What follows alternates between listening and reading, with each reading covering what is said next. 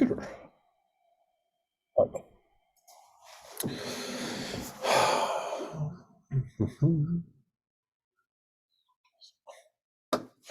Okay. All right. Oh, it's 7:30. All right.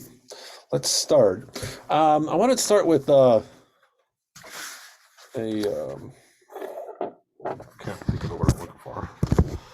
Um, with a little intro. Well, it's an introduction. Okay. Um, about this but this topic tonight, talking about the Holocaust. It is a very hard topic to discuss, at least for me, because first of all, there's so much material on it. There are books, there are fictionalized books, nonfiction books, movies, there's documentaries. I'm sure most of you have read or seen one of these things. So there's always a question of like, what am I supposed to add to all of this material that's out there? I'm certainly not an expert or historian on the Holocaust. So what am I supposed to add? Secondly, it's the whole topic is very, very hard personally for I think many Jews. There's no it's there's no redemption in this story. Dara Horn makes a very interesting point in her frustrations about much of Holocaust fiction where there's an expectation of redemption, meaning for the redemption for the reader, basically, meaning that, it's like a Schindler's List, terrible story, but oh, this person who was a miserable guy. I mean, he didn't really do anything decent in his life, and yet he saves thousands of people. And how powerful is that? Or something where people learn a lesson, and oh my goodness, we'll never let it happen again. And there's no, there really there's no redemption in these stories. Yes, a small percentage survived, and many of those survivors were remarkable individuals and recreated life. Um, but there just really isn't this kind of redemption. As also the other problem is, and we'll go through this as we start to look at some of the facts and figures. Um, it's a little too close to home. That is, as we read about how Germany began this descent into evil. It's not that far from what we're going through today, and there's so much discussion of, it's so easy for us to go into that rabbit hole of, oh my God, we're at the beginning of another Holocaust, or this is not, maybe not for the Jews, but it's the beginning of this descent into absolute evil in a country that believes itself to be moral, and yet really it's not. And it's easy to fall into that, but you know it's not exactly going to be the same thing. As bad as things are in this country and in other parts of the world with xenophobia and racism, it's never the exact same thing. First of all, Israel exists today, so for the Jewish people, it's different, and people are, will not be fooled again, and we'll talk about that a little bit too. Also, finally, it's a theological black hole. Um, it undermines any attempt at linking to previous theological strategies, right? You can't justify it, right? As some tragedies were. Well, like the way Jews have looked at previous tragic historical moments: destruction of the first temple, destruction of the second temple, the expulsion from Spain. There are always authors, and certainly the rabbis would look for reasons, right? It's our fault. We didn't, we the first temple, and then the destruction that occurred, the loss of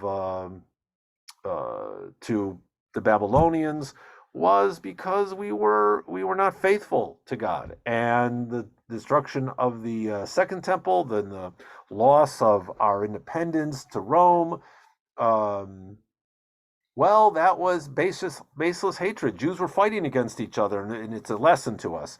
Um, what do you say about the Holocaust? There's no lesson. There's no theological exit to make sense of why it occurred. So that's another reason why it's very, very hard to talk about it. Let me read you, one response by a wonderful rabbi. I can't believe I didn't write down his name, but of course, his name will come to me later in the lesson. Anyway, he recently passed away, and um, but he had prominent conservative rabbi in Israel.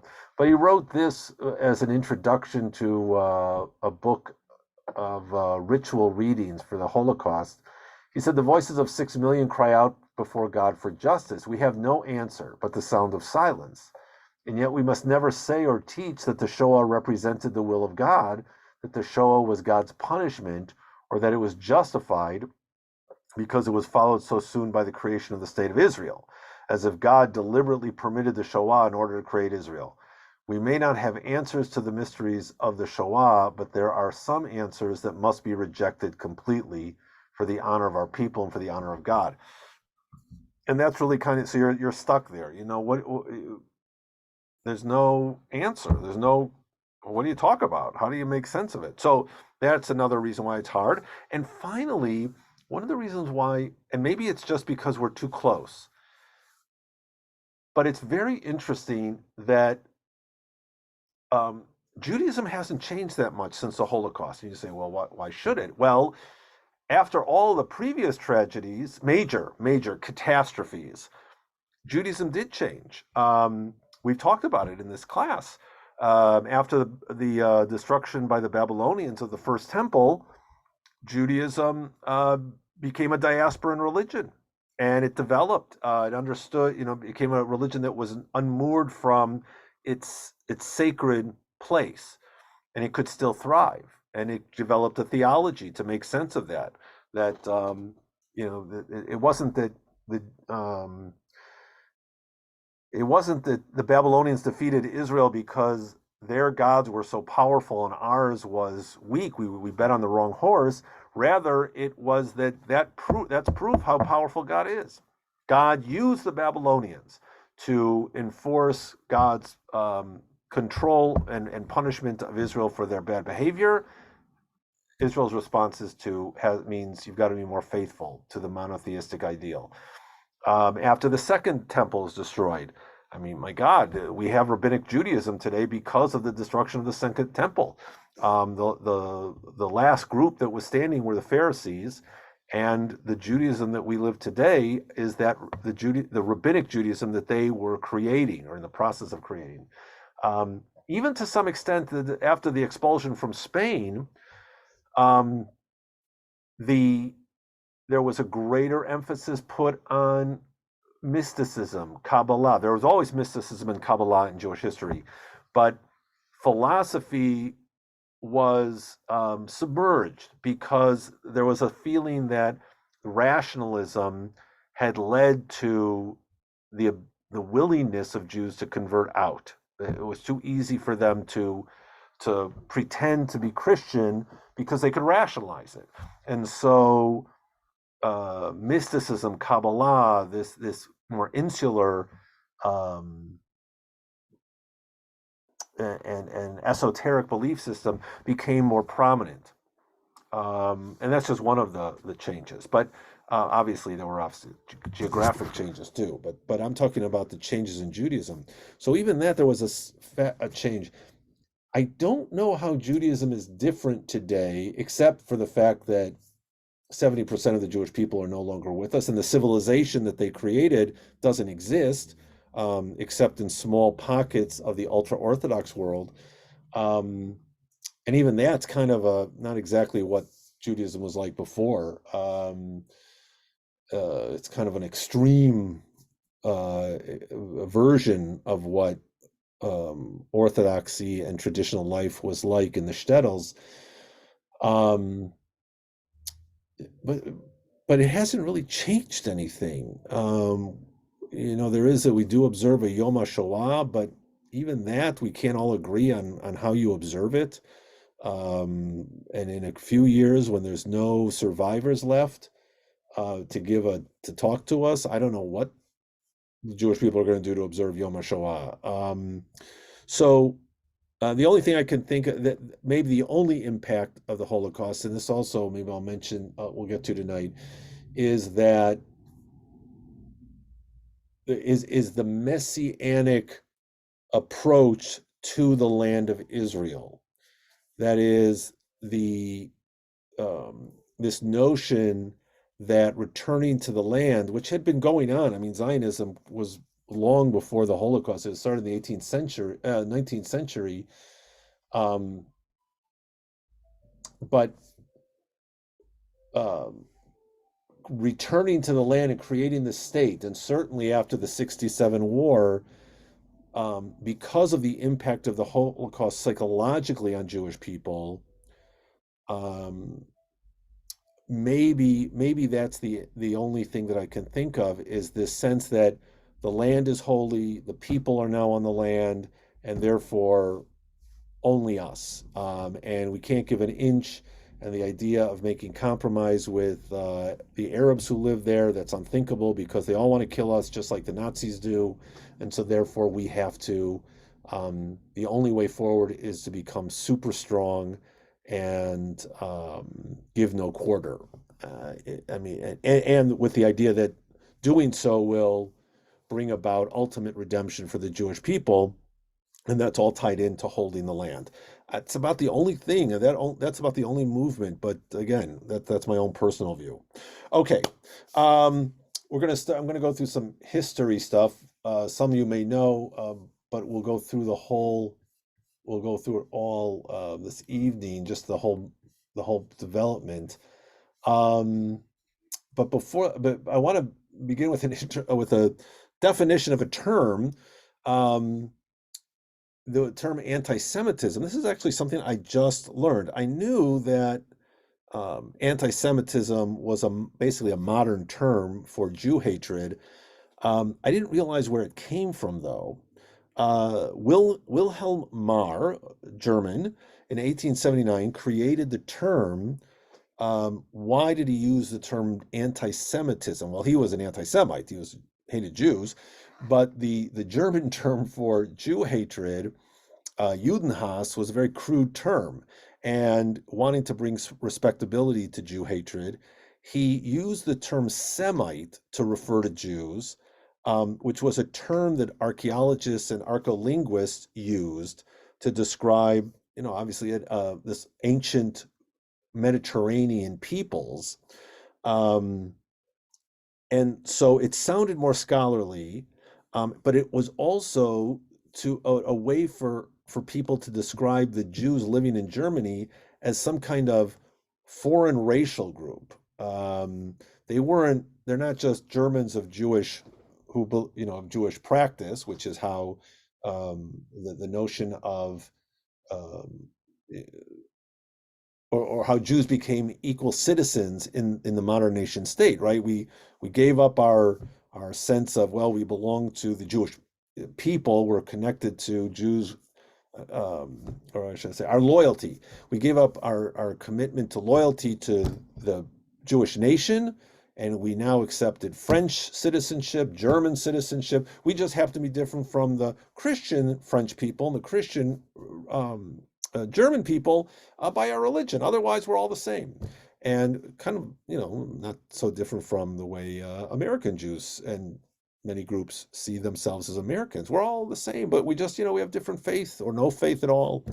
Um, but using the term Semite to refer to Jews was a way to distinguish these newly emancipated German Jews, recently, given emancipation, to say they're really not Germans. They're these foreigners, foreign people, and not only that, but it was a fictional race, right? There is no race of Semites. And so not only are Jews not German, they belong to some other group, they're also, there isn't even really a thing called Jews, right? They're Semites. There's this made up ancient people. Um, anyway, I thought since Holocaust, I can't help but talk about the anti-Semitism. Um, and I'll probably keep using the term anti-Semite because that's what we're just so comfortable with today. But I thought it's important for us to recognize the term anti-Semite was originally an anti-Semitic move, a anti-Jewish move by coming up with a term that didn't even dignify Jews as Jews. Okay, so let's go through a little history. The Holocaust didn't just show up in the 1930s. It was many years coming. Um, the 1920s was a period of optimism, at least in Germany, but it ended with world economic disaster, um, and the after effects of World War One, the depression, certainly in the United States, but I think it was a global depression, was a disaster. And whenever there's economic insecurity, there's always a danger to certain minority groups. And the 1930s brought rapid deterioration of Jewish circumstances in all of Central and Eastern Europe. Again, these are countries that during the 19th century had gained, who had become emancipated. They had gained equal rights, civil rights. And of course, not everybody was happy about that. And so, but it was, it was an undercurrent. But now in the 30s, it comes out with more force. Um, it coincided with economic anxiety, German anger at the loss of World War One, and collapsing young democracies and return to dictatorships and totalitarian regimes and disillusionment with Enlightenment values. Sounds a lot like what we're going through today, what we see throughout the world, right? I mean, whenever uh, my two youngest are no fans of Israel, and sometimes I've pointed out to them, you know, it's true that the government of Israel, especially today, has become more and more anti-democratic, and that's very frustrating and very disturbing. But it's not just Israel. That is, we're seeing this throughout the world. Democracies being undone by democratic forces, right? And we see it in Hungary. Turkey has been a dictatorship for, I don't know how many, 15, 20 years. I can't remember when Erdogan took over. Obviously, Russia lasted for about 5 minutes as democracy. So you see, and then of course in our own country, the fear of autocracy and authoritarianism with Trump attempting to undo the election. So you see that this is not something unusual, but something which is what was happens often unless we take our democracies very seriously. Well, in the 30s, there was this deterioration. Um, in the mid 30s, there are pogroms in cities, villages in Poland, Romania, Hungary, Austria, and of course in Germany. These are all areas where there are lots of Jews. Jews have been living for hundreds of years, always as the outsiders. Most of these countries, Poland, Romania, Hungary, not so much Austria and Germany, but certainly the first three, um, not really touched by the emancipation and the Enlightenment period. Russia's another country that where Jews don't really reap the benefits of the Enlightenment. Um, but I think that we can say that what else is happening in the 30s? Well, the Nazi Party is becoming very powerful in Germany. And it's a little bit, again, I hate to go back to the Trump thing, but when Trump got his platform and then of course as president, all of a sudden it's no surprise that a lot of people who are racist, hate mongers, all of a sudden they felt more comfortable sharing their views because the people at the top are telling them that it's okay. It's giving them, permission. So, not so surprising that pogroms begin again, and they had been. It wasn't like something new, but it had been quieted for a period, at least in these nations, and it comes back with a vengeance in the 30s. Um, because they're all open to this Nazi message, that the Jews are the problem. And of course, we're talking about this is a continent and a part of the continent that had never really thrown off the shackles of hatred and of Jew hatred. Um, in the medieval period, of course, it was Christian anti-Semitism, it was religious anti-Semitism, but that easily morphed into racial anti-Semitism. And Well, I mean, even in the period of the 1400s in Spain, you can see that be, even when Jews convert to Christianity, and a lot of those Jews were sincere converts, they believed and they were perfectly comfortable with accepting Christianity. Nevertheless, the notion of new Christian was already like a third group. Right? You had Christians, Jews, and then the new Christians, and there was a lot of discrimination, at least from the masses, maybe not from the government, but the masses, discrimination. Well, wait a minute, if you converted, how come you're not equal any? How come you're not as the same as any other Christian? Well, because it's more than religion. And that so already we see even in the Christian anti-Semitism in the medieval period a racialist twinge. And of course that becomes a powerful part of Nazi Jew hatred. Um, In 1933, March 1933, the National Socialist Party, anti-democratic, it's racist, wins 44% of the vote. Not a majority, but of course it's a parliamentary system, so they take control of the government. And as we see, in these other countries, this is something that, again, bringing it back home, um, uh, to Israel, this is a real fear that I think a lot of Jewish people have today with Israel as we watch the government, the current government in Israel, start doing things, to undermine the whole democracy. It happened in Turkey, it happened in Hungary. That, if you undo the judicial system and you take control of the military, and these are frightening processes, and they use democracy to install a totalitarian government. This is the early 30s. Now, Jews are a little bit slow to realize that this is different. The anti-Semitic policies of this government, the Nazi government, are not going to be reversed. There's nothing you can do. It's not a passing hatred. It's not something that's going to moderate over time. But the only option for Jews during this period, eventually they come to realize, is emigration.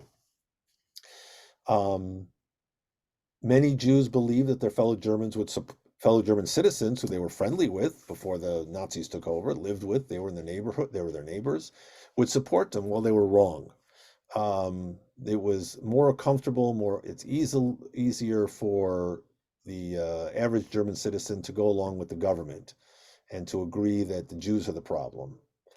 Um, this is Lucy Davidowitz's, the famous Jewish historian's, very important thesis, and I don't know if she's the first, but certainly her book, The War Against the Jews, was a very powerful statement, um, explaining that the war that the Nazis began in the 30s was not just for land. It was not just for power to control Europe, but there were two aspects to the war. There was an external aspect to conquer territory, take control of Europe, allow the Aryan race to dominate, but it was also an, a psychological war, an internal war, that the war was against the evil that the Jewish people represented to the Nazis. Jews were a cause of evil in the world, and therefore it wasn't enough to just demean them, use them as a tool, right? They're the problem. They're the reason why we are suffering. The way groups use immigrants in America to make a political point. It wasn't that. It was actually a desire on the not the Nazi theology that Jews had to be exterminated for the Aryan race to succeed, which meant that this was a totally different battle that Jews were going to, well, they couldn't even fight it, but the Jews were meeting at that moment. Up until this time, the Middle Ages, what was the oh, and I just and evidence that this was the goal, because there's a big debate, whether the Holocaust was a German goal of the war effort or it was just a byproduct of the effort. And I think we can see evidence in that even after they had lost the war, and they knew it was going to end. They were short of funds. They were broke. They continued full. They continued with their murderous policies 100%. They never slowed down the killing of Jews, even though the war was. They knew the war was over. And there's a new documentary coming out in which I guess tapes of Adolf Eichmann were located, found, and they're part of this chilling new documentary in which disproves Hannah Arendt's theory. This is of the banality of evil, that Adolf Eichmann was just a bureaucrat doing what he was told. Eichmann was a vicious anti-Semite who was very, very happy to be the architect of Jewish destruction. Um, and they saw this, that this was their great achievement, was to at least they destroyed most of the Jewish world. Um, but this notion of emigration, which is what the Jews figure out is the only way to survive, there's no other avenues. That is, previously in Jewish history, when there would be a vicious government and government-sponsored anti-Semitism, um, government-sponsored pogroms, many Jews would suffer, die, but the solution was A, you wait it out, B, you bribe the nobilities to protect you, um, and maybe you move next door. You move to another village, or another, maybe a farther village. But that wasn't an option for the Jews under this Nazi regime. And forcing emigration was a brilliant psychological stroke by the Nazis, because by doing this, they basically said, yeah, hey, you're right. We this was the initial response. Yeah, we want the Jews to leave too. Okay, yeah, America, you take them. Yeah, what about England, France? You guys willing to take these Jews? Oh, nobody wants them. So what did that say? It basically said, we're not the crazy ones. Nobody wants Jews. And so our policies cannot be wrong if nobody else wants to take them. Um, and it was a horrible period. Of course, there are all sorts of reasons why the U.S. closed the doors. It wasn't just to Jews. It was a very isolationist time in the United States and other countries as well. And so Go to immigration. your tail. Excuse me. What year? Sorry. Yeah, so this was the 30s, the 1930s, I believe. In the U.S., I'm trying to think of when what was the term? The policy of shutting down immigration. I don't know if was it the late 20s, did it start? Maybe maybe it was in the early 30s.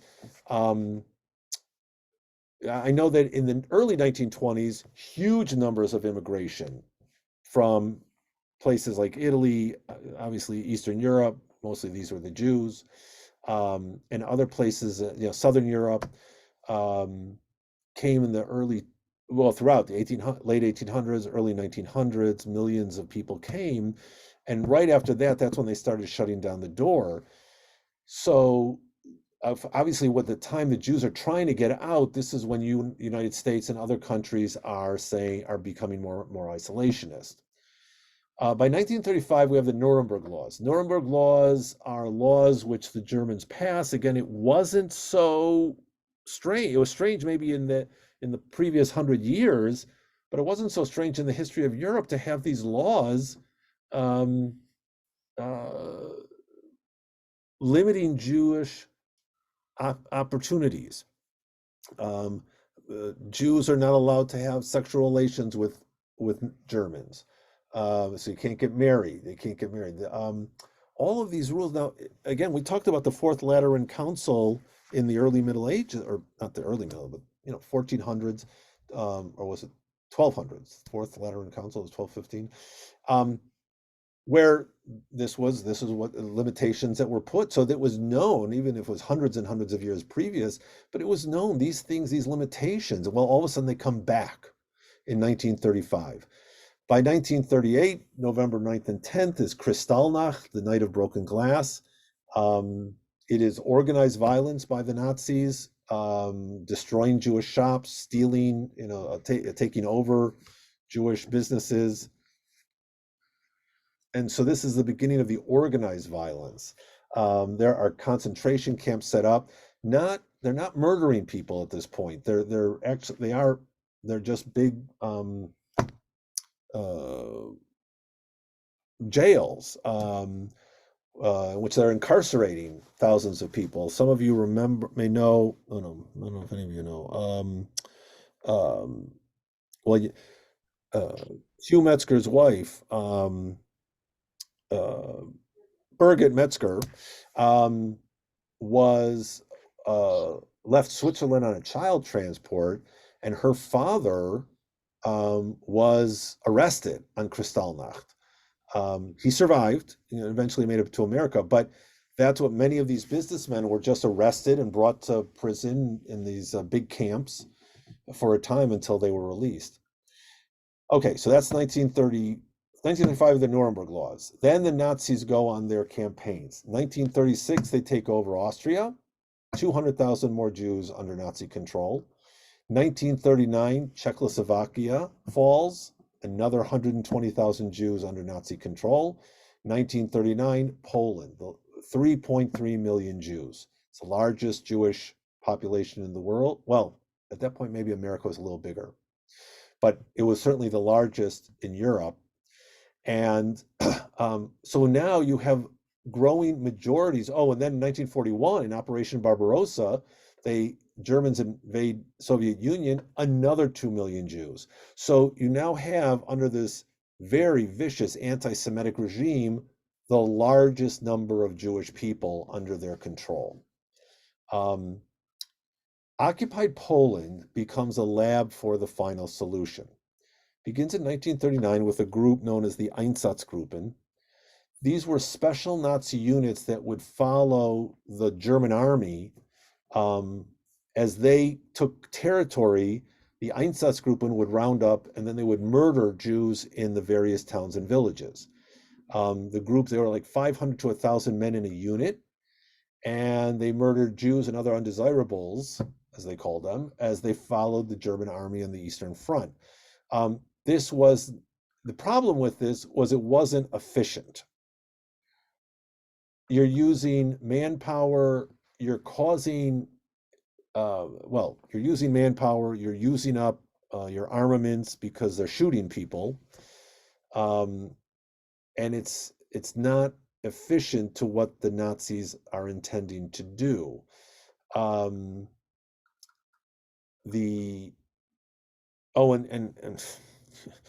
I mean, it's amazing to say these things. The other thing was it was psychologically damaging for the Germans. They realized that it's actually pretty hard, even for soldiers, to kill innocent people, and damages their will to fight. So they needed to come up with a different system, and so what followed was the industrialization of murder. 1939 to 1940, they begin setting up ghettos. Now, we talked about this. The ghetto wasn't a new thing. It had started in Italy, um, but these ghettos were on a much larger scale, and what they were for were like transit stations. They would round up Jews from these smaller communities, and at that time, many Jews lived in rural areas. They lived in, so if you saw the Fiddler on the Roof, right? These are little villages of Jews. That took place in the Ukraine, but little villages, little cities. Some were, some people did work the land. Very poor, mostly. Um, well, but they're all over the place. So they transferred them from these smaller areas into ghettos in the cities, the larger cities like Warsaw, Łódź, Krakow, which of course was devastating for these areas because people are living they're isolated, they're walled in, they're overpopulated, disease is rampant, not enough food, people are dying in these places. Um, and then but it's the beginning of this psychological process for the German people and Polish people, right? Jews are being removed. They're being cleansed of we're cleansing the country of these Jews, and we're pushing them all into one place. So all of a sudden you're getting used to living without Jews. Isn't this great? And and they're just holed up in these areas where they can be isolated, like there's some kind of an irritant or an infection, and that has an impact on how you think about the other. Because the question is always, how was it so easy for people? They knew what was happening. They knew that the murder camps, the death camps were all over, at least in Poland, near civilized areas. Well, how could you not know? Well, because you're being groomed, to use a modern term. October 1941, Auschwitz II, known as Birkenau, is set up, and by the end of 1941, already 1 million Jews have been murdered via conventional means: famine, forced labor, shooting, bombing, even gassing. 1942, January 20th, the Wannsee Conference is held, and that's where the Nazi leadership figures out a plan for how to industrialize murder of human beings. Again, as I mentioned, the Einsatzgruppen were considered inefficient and harmful to morale. Um, and the goal of this process, this dehumanization process, already you've got people living in isolated areas. Then you make, I don't know if it was intentionally put, these ghettos were put near train stations or they built train stations near them. But the idea was is that you could then easily transfer the people in the death in the ghettos onto the trains into the death camps and kill them in these factories. The first killing factories were set up in Belzec, Sobibor, Treblinka, then Auschwitz. Um, as I said, railroad terminals were brought people directly into the camp. The victims were ordered to undress and then gassed with the Zyklon B gases. They were told they were going to be shot. They were going into they had to undress and then go into showering stalls. Obviously, no respect for the for their dignity. Men, women, children, everybody naked together in these showers, and then they would gas them. Um, but there too, they realized that, oh, we've got a problem. What are we going to do with the bodies? So because at first it was burial, and then eventually the crematoriums were developed to hide the crime. Now, what about resistance? There's a debate over resistance. And this is really, I think, also important post-Holocaust, um, in Jewish in the Jewish psyche. um, there was this sense that Jews went to death like lambs to slaughter. It was an embarrassment. It was shameful. Um, and for the survivors after the war, it wasn't until it wasn't until um, Elie Wiesel's Night, which I think came out, the translated version of Night. Um, there was an original version of Night written in Yiddish. Then it was written in it was made smaller, more compact into French.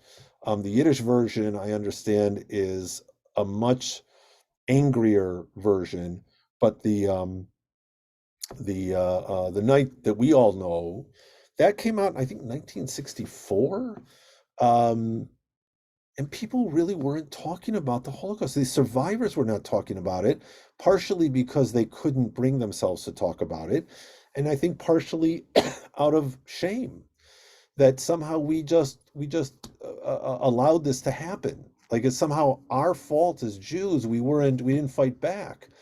And I think that shame mixed with, again, Israel, the birth of Israel, where Jews had to fight to gain their independence. And this isn't the post Israel independence. This is even part of the Zionist ethos in the early 1900s, late 1800s. Um, there's a very famous poem by Chaim Nachman Bialik on the Kiev massacres, the Kiev pogroms in 1905, um, called "The City of Slaughter," in which he just viciously criticizes the community in Kiev that he saw, where people were terrified of the attackers and the marauders. And so already that was part of the Zionist ethos. We're going to create a new Jew who's going to fight back. Obviously, after the Holocaust and hearing about that, that was, again, that created this notion that um, the shame that we didn't fight back, because usually resistance is considered to be armed struggle. But it's really very unfair. That criticism is very unfair because, first of all, it has to be an understanding. Where were these Jews coming from? A lot of these Jews, not necessarily the ones in Eastern Europe, but certainly the German Jews and Hungary and even some in Poland, um, they were they were assimilated Jews. They had several generations where they had been accepted as members of the Polish nation, German nation. They were German citizens, and um, they saw themselves as part of Germany, and they couldn't believe what was happening.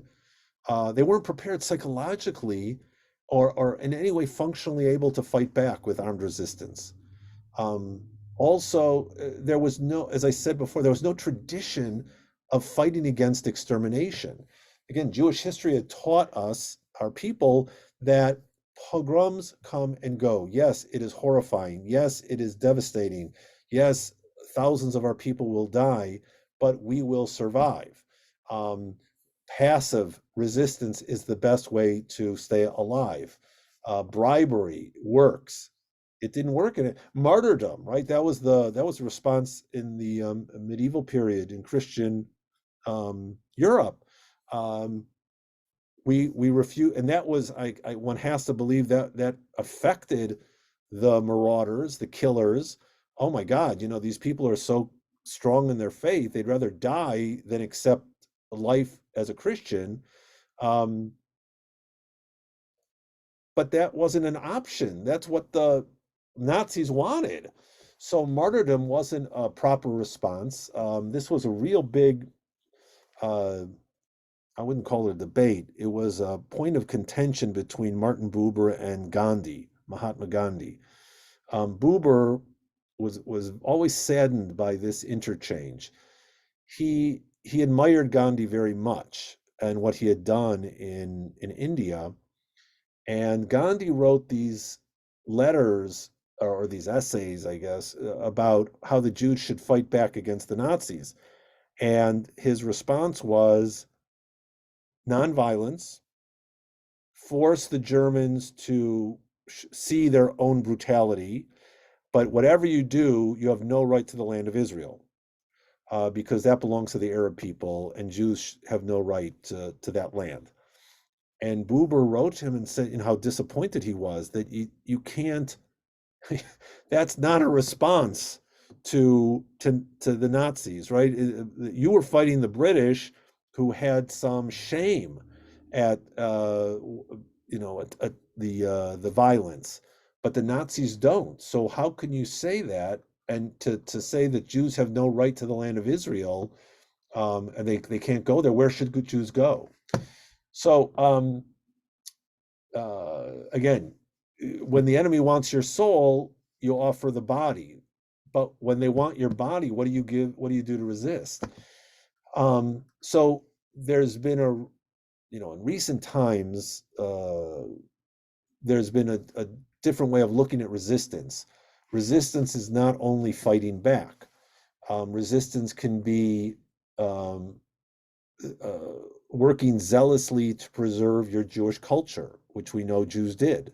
That's there have been movies, the orchestra at Auschwitz, or the continuation of writing what was going on, the stories, the tell the tale, sharing meager resources in camps, people who would on starvation rations, who would share their food with either their child or someone else, a younger person, so that they would have the strength to stay alive. Maintenance of religious observances in secret. Famous story of, be great if I could remember people's names. Rabbi, he's a rabbi in England, a liberal rabbi, tells the story that he and his father were in a camp, and the religious, they grew up in an Orthodox community, and his father, it's Hanukkah time, and they have these meager rations of rancid margarine and stale bread, and the father takes his little piece of margarine to light Hanukkah candles. It's Hanukkah, you got to light. And the son, who's a teenager, sorry, names escape me, but the son, who's a teenager, says he's upset with his father. What are you doing? You need this to survive. Why are you wasting this? And the father's lesson to his son is, look, you've seen we can go 3 days without food, but you can't go 3 minutes without hope. And so keeping religious observance, even if it was in secret, was another form of resistance. Um, okay, the Nazis also, again, in their cruelty, coerced Jews into cooperating. Each of the ghettos were run by a bureaucracy called the Judenrat, and the Judenrat was this autonomous body that oversaw the ghettos. The main purpose for the Nazis was that the Judenrat would be in charge of picking who got on the trains for murder, for death. This, of course, besides being emotionally, psychologically devastating to the overseers, the Jewish autocrats, it caused horrifying divisions within the communities, because, like anything else, even in a time like this, people who, it's favors are given out, right? Children of the poor and the destitute are the ones who are chosen first, and so the Nazis knew what they were doing. They were causing the Jews to fight amongst themselves, which would weaken their stance against the Nazis, their unified stance against the Nazis.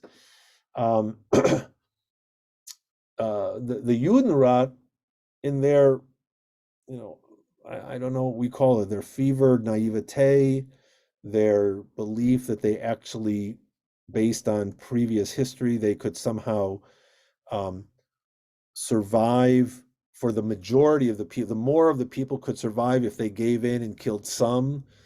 Um, they, they seem to believe that they could save a remnant by offering up others. But again, in the end, it was a false choice. Everybody was killed.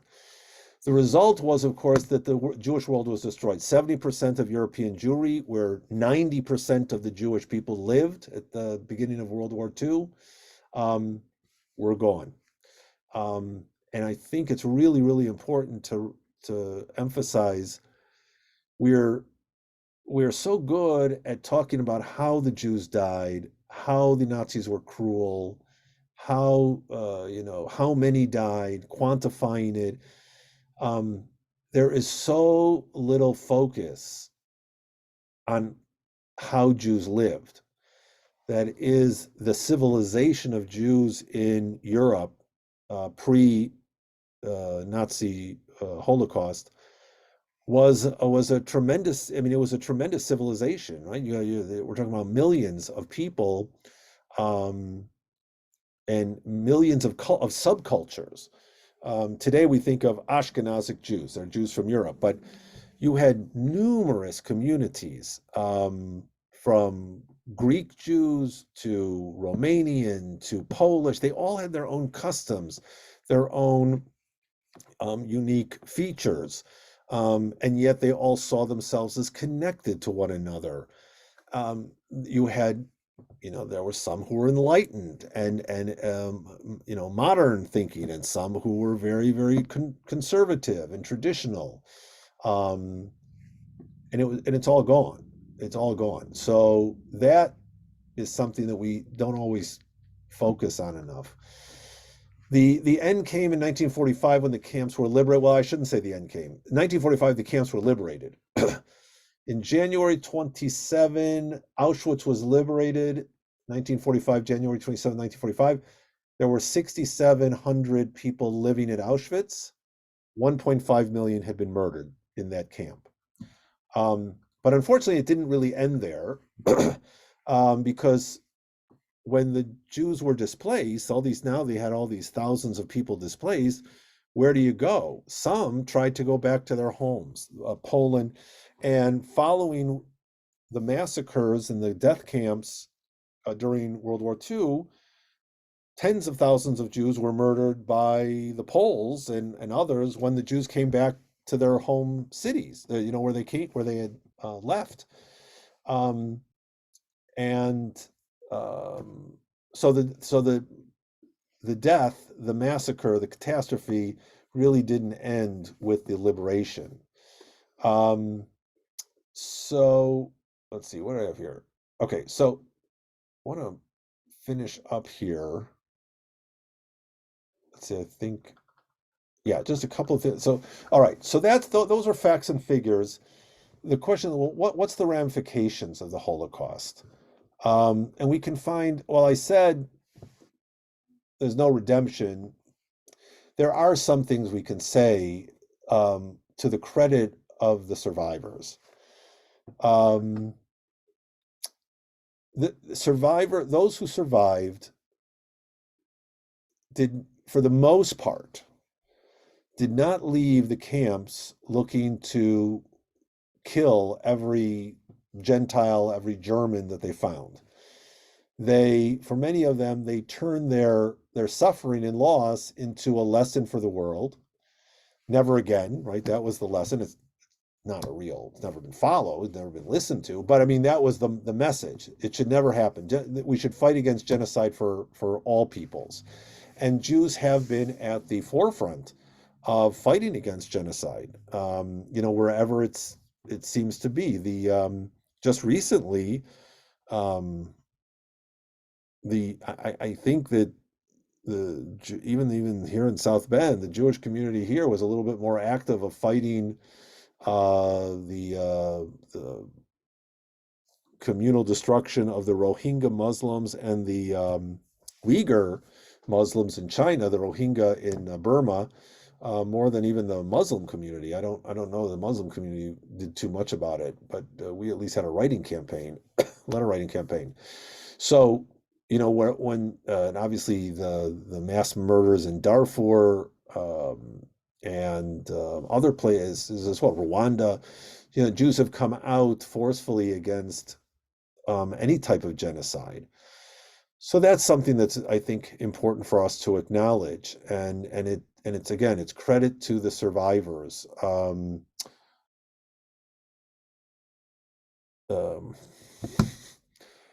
Boy, I wish I didn't have this problem with names. Um, what's her name? Yafa Eliach. Okay, at least I got one name. Yafa Eliach um, was a survivor. I don't believe she was in the camp. She spoke at Notre Dame a number of years ago, um, on a project that she did at Yad Vashem. I think it's called the Hall of the Living, where I was just talking about that the tragedy, one of the many, many tragedies that stemmed from the Holocaust, is the loss of this civilization, and this thinking that Jews are only victims. Um, she created, based on the village that her family came from, a room with pictures and information about the life of the people of her village. She wrote a book along with it, and she spoke at Notre Dame a number of years ago.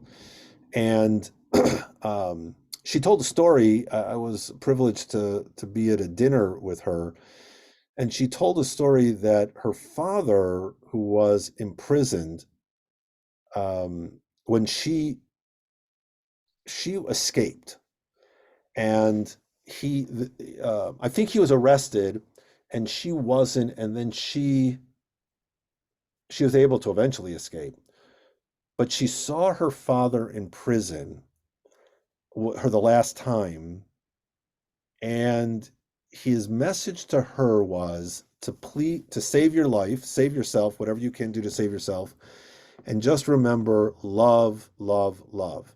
I always remember that story because I think it's so remarkable. I don't know personally if I would have the strength to have told that to my kids. God forbid I was in that situation.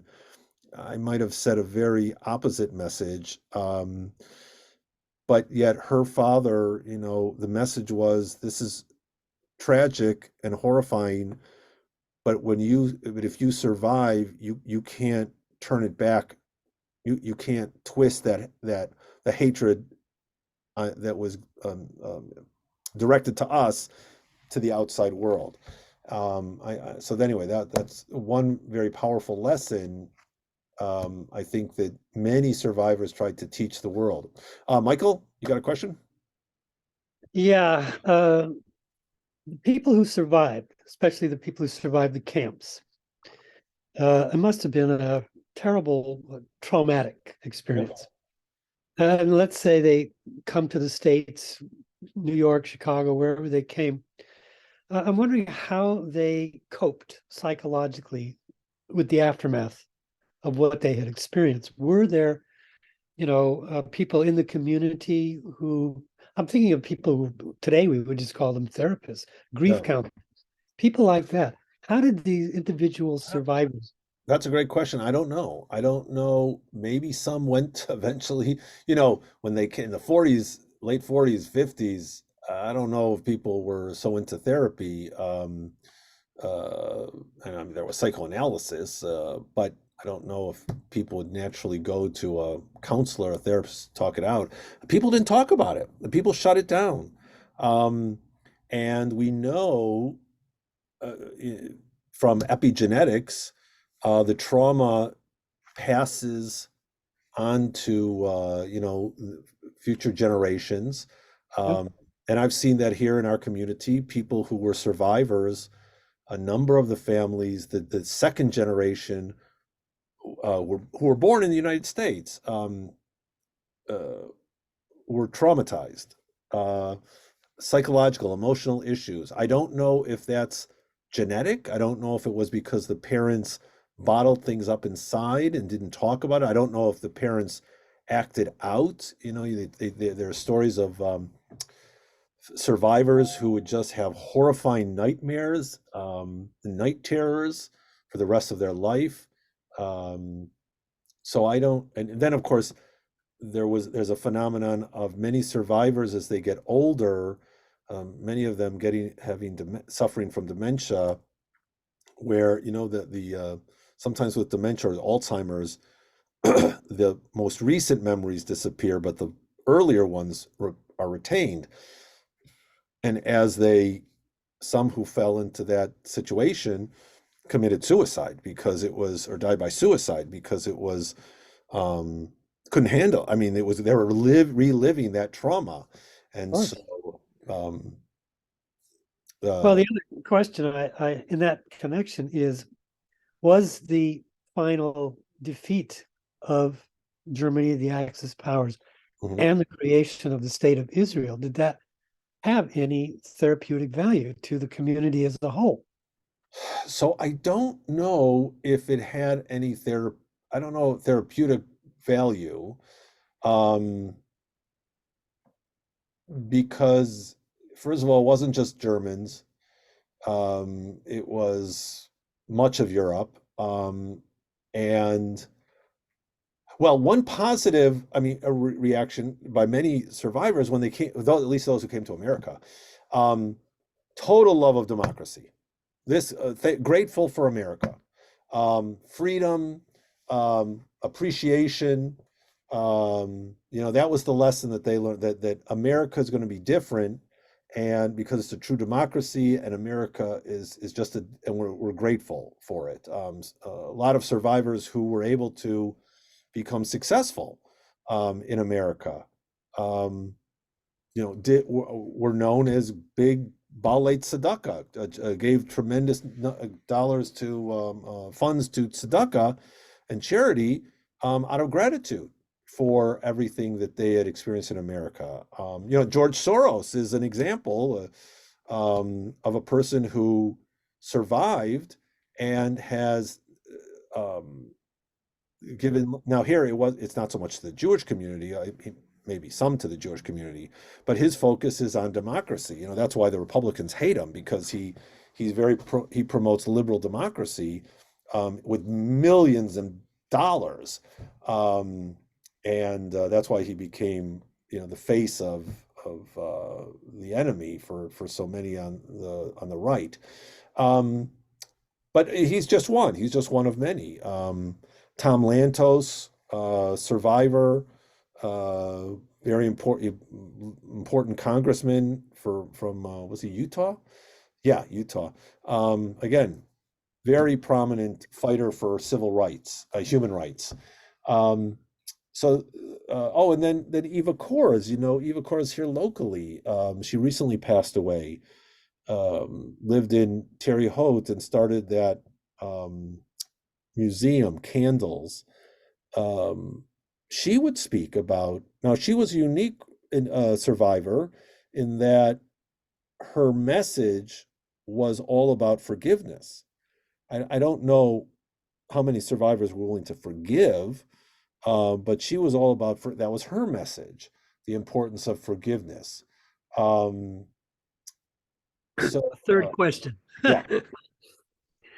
Was the experience of the Holocaust a motivating factor, you might say, for the what I think of as a kind of large scale Jewish support of the civil rights movement in the 60s? I mean, were Jews supportive of Black civil rights before the war? I don't know. But certainly in the 60s, you Yeah, know, I think that my guess is that it had as much to do with post Holocaust genocide as it did with, so many Jews coming in the first part of the 20th century, running from pogroms, running from economic persecution. Um, they um, they understood what it meant to suffer, and they wanted to support, Black people who were suffering from the similar kinds of persecution. But I'm sure that many people who, survivors and people who maybe they weren't survivors, but they, escaped from Germany, before they couldn't. or people whose families were lost. Fortunately, my family, most of my family on both sides came to the States in the early 1900s. But my grandfather had a sister. There were five siblings, and actually there were more because his father,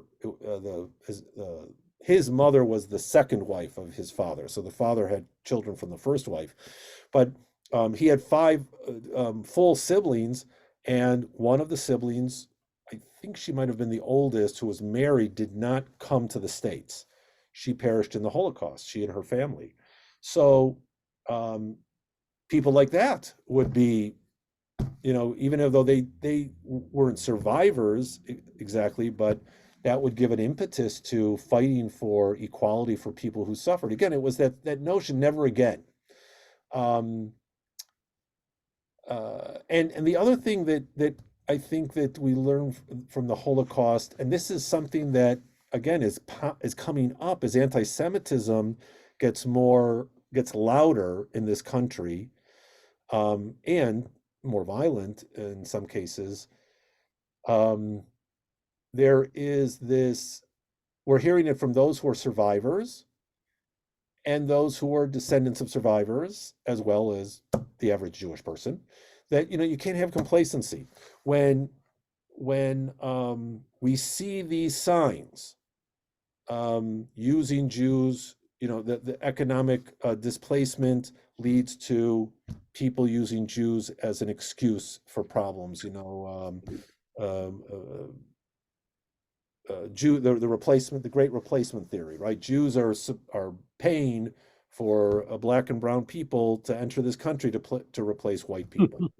Um, we see these things. So these small little hatreds and prejudice, we don't delay. We're not going to be like our ancestors in Germany and in Europe who thought, well, it'll just go away.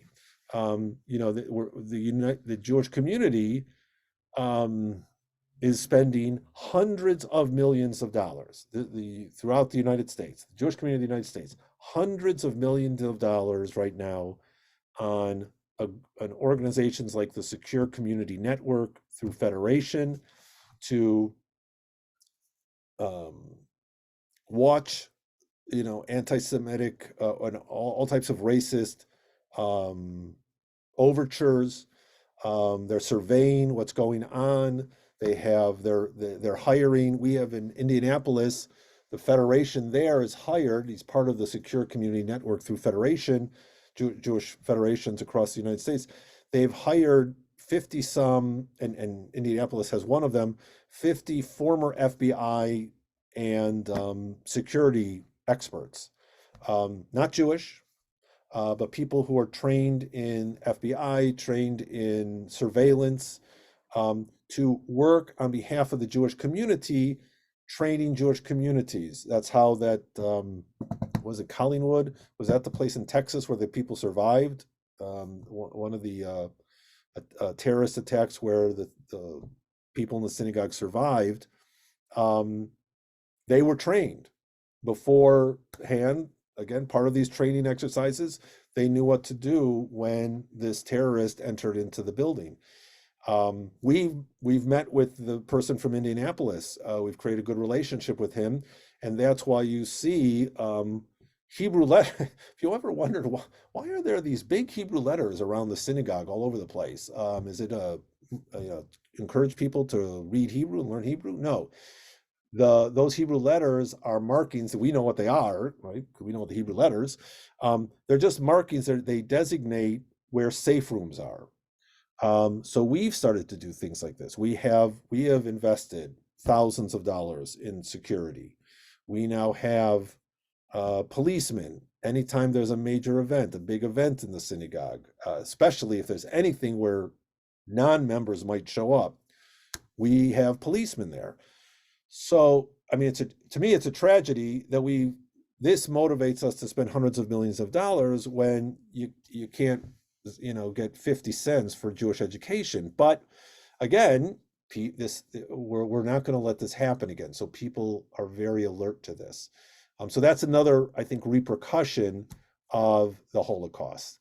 Um, the and I think another ramification is, and I think why they are, Jews are for the most part, Jews are in the States are politically liberal, but there's a lot of Jewish Republicans too, and even in the Democratic Party, there's more conservative Democrats, especially economic Republicans, we'd call them. Um, but you see a lot of them, they were the first ones to break with the current Republican Party. Still a number of Jews involved in the current Republican Party, but many dyed-in-the-wool Jewish Republicans were the first to break with the Republican Party over Trump because facts and evidence matter to Jews. Truth depends on believing facts. And when the conspiracy theorists take over, they don't, even if they're not happy, they're not going to become a liberal Democrat, but they don't want to be associated with the Republican Party as it is constituted. And so, at least, the national level, maybe locally, they're still committed to the Republican Party. But there's a lot of people, even in our congregation, people who, uh, firmly Republican supporters, but not after Trump. So those are things. Now, there's one more thing I want to talk about, and it leads us into our discussion next week, which is the impact on Israel. One of the most interesting things that I've heard, assessments of difference between American Jews and Israeli Jews, is in Walter Scott Mead's, remember that name, Walter Scott Mead's new book on America and Israel. He's looking at American support for Israel from the American perspective. Why has America supported Israel? It's a very interesting book, and it's fascinating to find out that the first Zionists in America were evangelical Christians. Maybe it's not so surprising today, but back then it was kind of, it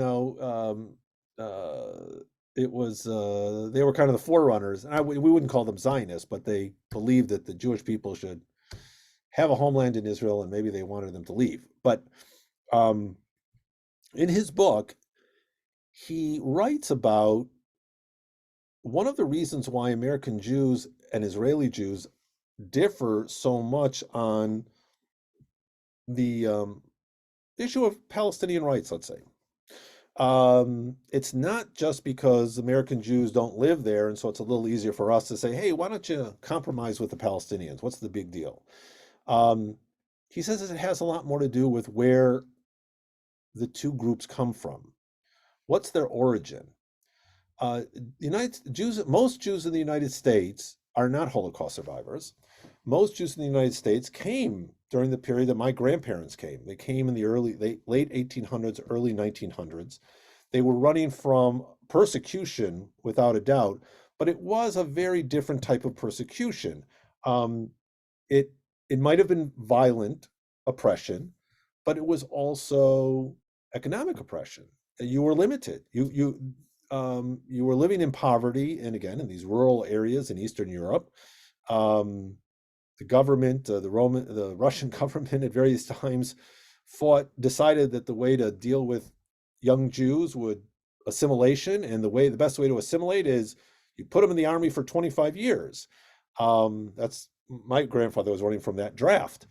Um, they come to America and they have opportunities, and they're living in America where everybody's nobody owns America. I mean, um, I know that some groups in America believe they own it, but nobody really owns America. We're all supposed to believe that we're this big conglomeration of different types, and Jews are one part of that.